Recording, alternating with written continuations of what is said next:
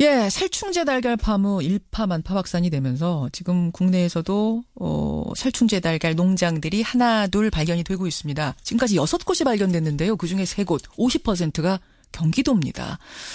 남경필 경기도지사 이 대책 마련하느라 머리가 무거울 것 같고요. 게다가 어제는 청년 일자리 대책을 발표했는데 이 부분도 상당히 중요합니다. 경기도 남경필 지사 직접 연결을 해보죠. 지사님 안녕하세요. 네, 안녕하십니까. 머리가 무거우시죠? 네. 예, 농약이 그렇지만, 검출된 농장 6곳 중에 3곳이 경기도여서요. 그렇습니다. 예. 어떤 대책들을 지금 고려하고 계세요? 단기적으로야 지금 검사를 철저히 해서 오늘 아침에 이제 결과가 나올 것 같습니다. 전수조사를 했거든요. 예. 그래서 그동안은 3,000수 이상 사육하는 농가만 검사 계획을 했었는데요. 이래서 안 되겠다. 모든 농가 다 하자고 해서 다 실시를 했고요. 오늘 아침에 이제 검사 결과가 나오게 되면 이 농가별로 유통을 허용할 수도 있을 것 같고요. 이건 단기적인 대책인데요. 예. 결국 이제 장기적인 대책을 마련해야 될 텐데. 그렇죠.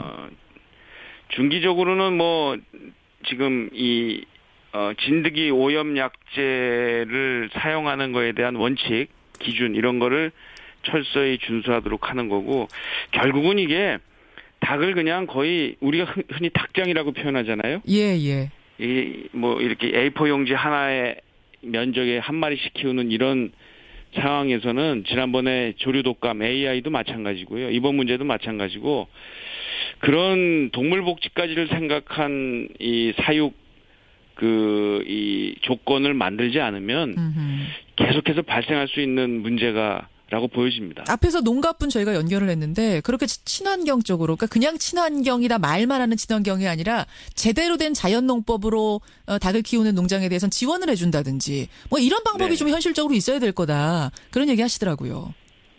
사실 지난번에 그 AI 조류독감 문제가 크게 되고 나서 저희 경기도에서는 화성시 등과 이 친환경 농장을 시험으로 운영을 하자. 이렇게 해서 그 친환경 농장 운영이 실질적으로 이 근본적인 문제 해결에 답이겠다라고 판단이 들면 여기에 대해서 전면 확대하는 것을 검토하고 있습니다. 게다가 지금 전수조사를 전국적으로 진행하고 있는데 이 전수조사 방식이 허술한 곳들이 있다라는 제보가 지금 속속 들어오고 있습니다. 이 부분도 남 지사님께서 꼭 체크해 주시기를 제가 부탁드립니다. 그렇게 하겠습니다. 예. 경기도 남경필 지사 만나고 있습니다. 이 살충제 달걀 파문 때문에 조금 이슈가 덮인 감이 있습니다만 어제 경기도에서 상당히 중요한 정책을 하나 발표하셨어요. 네. 예, 도차원의 중소기업 청년 근로자 일자리 대책, 이름이 이렇더라고요. 그렇습니다. 어떤 건가요? 크게 얘기해서 중소기업에는 사람이 없어서 난리고요. 청년들은 일자리가 없다고 난립니다. 그러니까 이게 구직난과 구인난이 동시에 지금 존재하는 게 대한민국이거든요. 그래서 경기도 전수조사 해봤더니 약 한 12만 개 정도의 일자리가 지금 비어 있어요. 그 왜 중소기업으로 안 가나 청년들이 봤더니 역시 임금이 첫 번째입니다. 임금 격차. 그래서 저희가 청년들에게 이 임금 격차를 해소해주고 특히 중소기업에서 장기 근속하는 경우에는 최대 1억 원의 자산 형성을 할 수 있는 그러한 정책을 이번에 마련한 겁니다. 그래요. 이 정책 발표를 듣고 그런데 이재명 시장이 SNS에다가 뭐라고 올렸냐면은 아니 남경필 지사의 청년 일자리 대책은 되고 나의 청년 배당은 왜 안 되는가? 나는 이거 발표 오보라고 믿고 싶다. 이렇게 올리셨어요.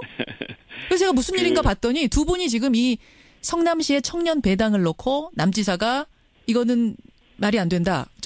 이게 소송을 진행 중인 거죠? 이렇게 보시면 됩니다. 하나는 내용적인 건데요.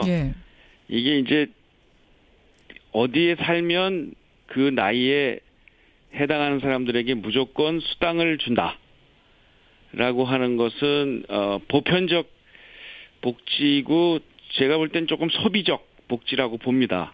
근데 이처럼 이렇게 일하는 타겟형 복지로 가는 것이 저는 시대의 방향에 맞다라고 생각을 하고요. 이건 일하는 복지이죠. 또 하나 절차적인 문제인데요. 이런 모든 우리 행정을 하는 사람들은 이 정부와의 협의 또 그것을 통해서 정책을 실현해 나가야 되는데 그런 면에서 이 성남의 정책이 그러질 못했어요. 그러다 보니까 정부가 여기에 대한 문제 제기를 한 거고 저희 경기도도 같은 문제 의식을 느끼고 있고요.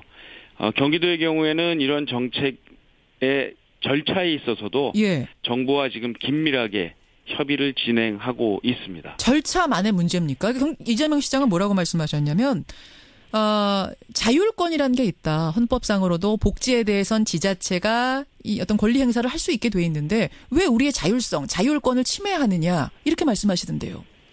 그게 이제 해석의 여지인데요. 예를 들면 우리 대한민국이 이렇습니다. 이 절차와 법에 따라서 진행이 되는 나라인데요. 대통령도 탄핵이 되죠. 그렇죠. 국회가 탄핵을 하고요. 탄핵이 가결될 수도 있고 부결될 수도 있고 가결됐을 때도 어떤 대통령은 헌법재판소가 그것을 기각하기도 하고 인용하기도 합니다. 이 절차에 대한 해석이 서로 다를 때는 이렇게 이 법적인 제소를 통해서 판가름을 받는데요. 그런 절차라고 보시면 되고요. 너무 이 문제 가지고 뭐 흥분하고 이럴 문제는 아닐 것 같습니다. 지금 이재명 시장님이 조금 흥분하신 것 같으세요? 오보라고 믿고 싶다라고까지 쓴 건? 아니 뭐 하여튼 그냥 이건 서로 차분하게 서로 주장이 다를 때는 그 주장을 하고 거기에 따른 판결과 판단을 받으면 되는 일이다.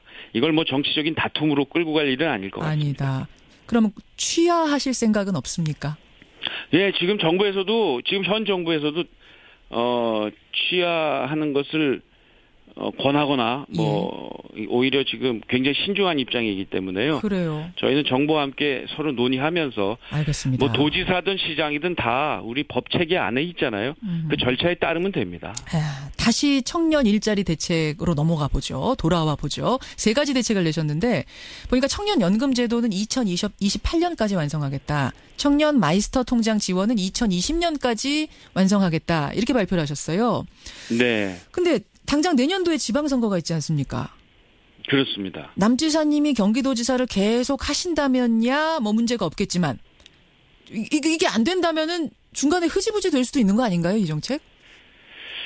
그러지 못할 겁니다. 이게 워낙 그 청년들의 지금 실업 문제 또 중소기업이 사람을 못 구해서 힘들어하는 문제가 우리 사회의 근본적인 문제이기 때문에요. 일단 어제 청년들 만나 뵀더니 끝나고 나서 바로 간담회를 하러 갔어요. 이 정책 듣고 정말 고맙다.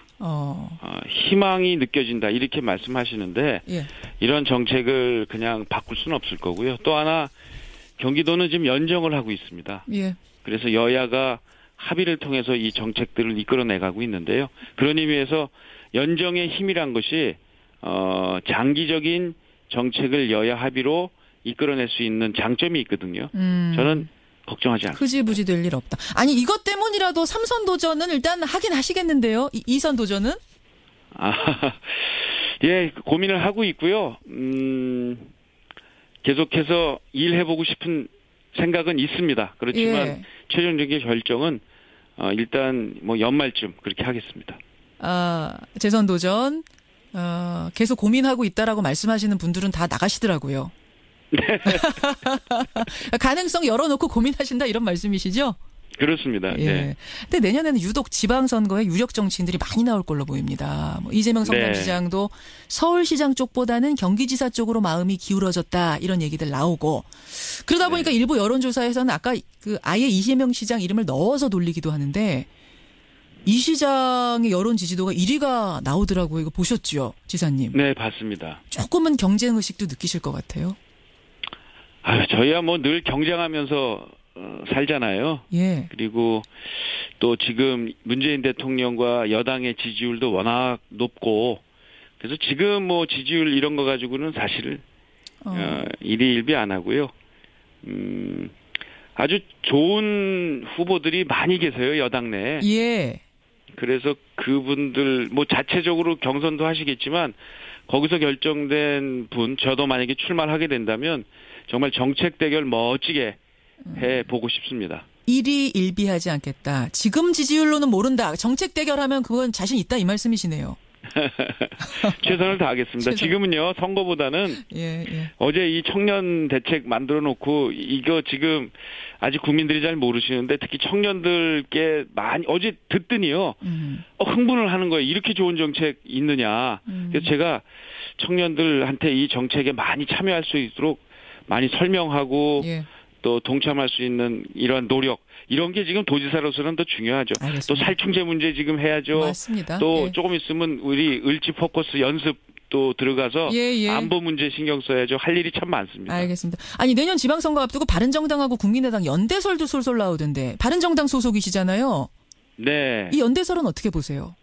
저는 뭐 정치는 늘 살아있기 때문에 어떤 방향으로도 갈 수 있다고 보고요. 실제로 경기도에서는 지금 바른정당과 국민의 정당이 연대를 해서 지금 국민바른연합이라는 교섭단체를 만들었습니다. 그게 지금 경기도엔 집권 여당이거든요. 뭐 얼마든지 가능한 이야기겠죠. 얼마든지 가능한 이야기다. 어제 자유한국당에서 이런 토론회가 있었는데 자유한국당 안에서는 바른정당하고 우리가 빨리 합해야 된다 이런 목소리가 일부 나왔답니다. 네. 바른정당이 손잡는다면 자유한국당 쪽에 가깝습니까? 국민의당 쪽에 가깝습니까? 정책적으로 또 미래에 대한 비전을 이야기해야 되는데 근본적으로 자유한국당은 지금 애당초에 바른정당이 창당되는 과정에서도 말씀드렸습니다만 이 국정농단 세력과의 절연, 미래에 대한 과거에 대한 처절한 반성 이런 것들이 담보되지 않는 상황에서 연대한다는 것은 어렵죠. 아, 국민의당보다 자유한국당이 더 멀군요. 국민의당과는 지금 경기도의 경우에는 정책 연대를 하고 있거든요. 정책적으로 다른 게 없습니다. 그러다 보니까 연대가 가능한데요. 그냥 선거에 이기기 위해서 이합집산하는 건 그건 국민들이 용납을 안 하고 이런 정책, 뭐 안보 정책, 경제 정책 이런 데 있어서 같이 할 만하고 충분히 같은 곳을 쳐다보고 있구나. 라는 공동의 인식이 된다면 그건 해볼 만하다. 가능하겠죠. 알겠습니다. 지금 청취자 한 분이 문자 주셨는데요. 그 정책 얘기 아까 하셨는데 정책 대결이 필요하다 얘기하셨는데 이재명 시장하고 언젠가는 청년 정책 놓고 맞붙을 날, 토론할 날이 오겠는데요. 이런 질문. 나오면 기다리고 있겠습니다. 기다리고 이재명 시장을 저희가 한번 섭외해봐야겠네요. 이 얘기 가지고 허심탄회하게 두 분이 청년 대책 놓고 얘기할 수 있는 자리 한번 마련해보겠습니다. 남경필 지사님 고맙습니다. 네, 감사합니다. 경기도 남경필 지사였습니다.